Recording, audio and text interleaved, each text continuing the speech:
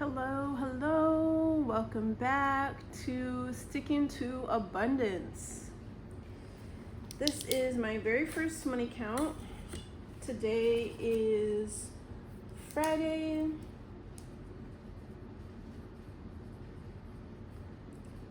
August 15th.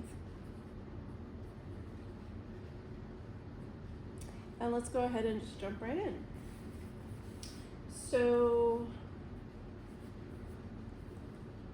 something that you don't know about my situation is I just moved last month. I also just stopped 2 jobs last month and started 2 new jobs.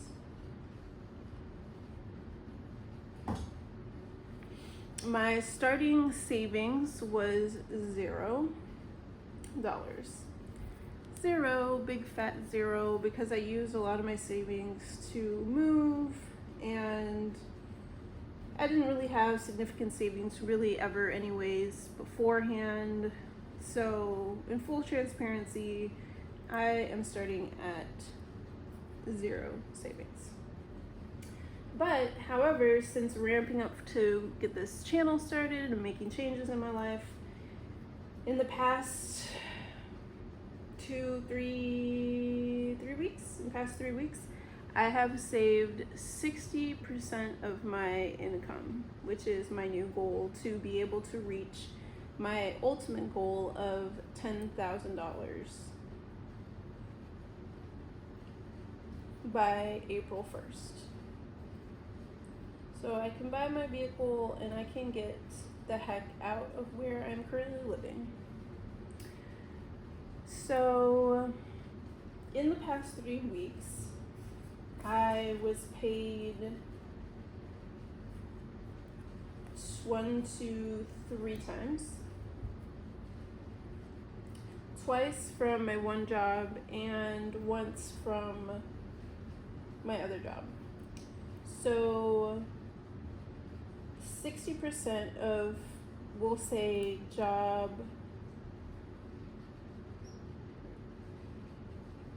A, 60% of my income of job A was $190 plus $186, which totals us out to $376. And then 100% of job B was $250. So what I'm doing is I'm taking 60% of job A and I'm taking 100% of job B for now. But in the future, as I begin to make more from job B, then I will also only save 60% in the future. But for now, 60% of job A and 100% of job B.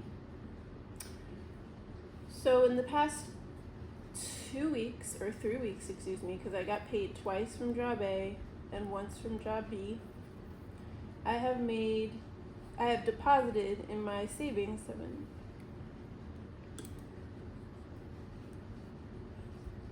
$626. Now I do have a high yield savings account, which is gonna help this number go up a little bit. But for now, that's where I'm at, and my goal is $10,000 by April 1st. Today is August 15th. Okay, so the way my channel works is going to be a little bit different. I'm not going to be using those envelopes and buying those money cards, like the phone money and cash and stuffing and all that. I don't really understand that process. It really just goes over my head. And my savings right now plan is so aggressive and so simple that for me it's just easier to take that 60% or take that 100%, you know, or as I make more in job B, that's 60%, and keep it pushing. Now, the way it's been so far, I've been getting paid every other Friday from job A and every other Wednesday from job B. So today is a Friday, and this is kind of old information because I was just paid this past Wednesday for the first time from job A. So next week there will be a payment from job A, and then the following week there will be a payment from job B, which is perfect because that means that every week I can come on and update my total. So if I don't update on Wednesdays, I'll be updating every week on Friday, and you can follow along with my progress. If you want to also kind of keep the same track with me, you can go ahead and pull 626 and put it into a high interest yield savings account. And if you don't have 626, that's fine, because you can still work with me towards a goal by using percentages. And at the end of the day, it's not really about the numbers, it's about if you are saving or not. And because I've been a chronic non-saver for most of my adult life, this is really more of a channel to find accountability amongst a group of people instead of a channel to kind of like have everyone on the same page with the same numbers, if that makes sense, which I think is the benefit of doing the cash envelope stuffing, because it's more about like save $5 today, save $5 next week, save every day I save X amount of dollars. But for me, that doesn't work out because of the way that I'm paid and because of just my relationship to saving. For me, it's just like how I have quit any substances in the past. It's just something that I need to quit cold turkey. And it's not like a little bit each day kind of a thing. It's like windfalls of abundance, saving them, I guess, if that makes sense.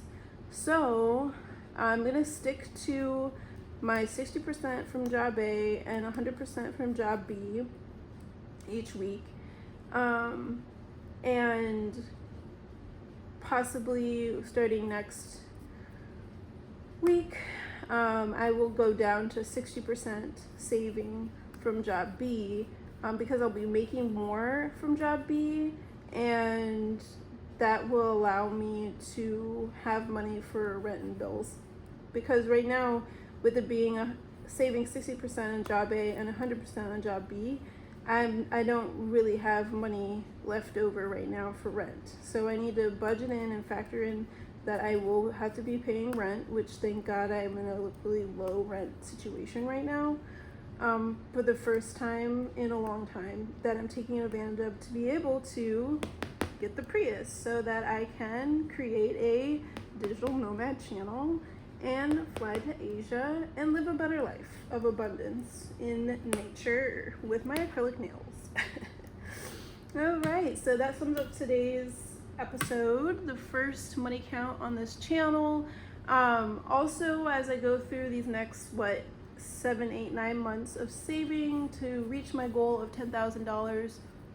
Oh, I'm so sorry, you couldn't see this the whole time. To reach my goal of $10,000 by April 1st, I will be not only sharing my money counts with you, but I'll be sharing my weekly updates on how emotionally and mentally it is going, saving. I can share real quick that this has been a very difficult journey for me to start, and it'll probably only get harder to stick to, but that's the point, is we're sticking to abundance.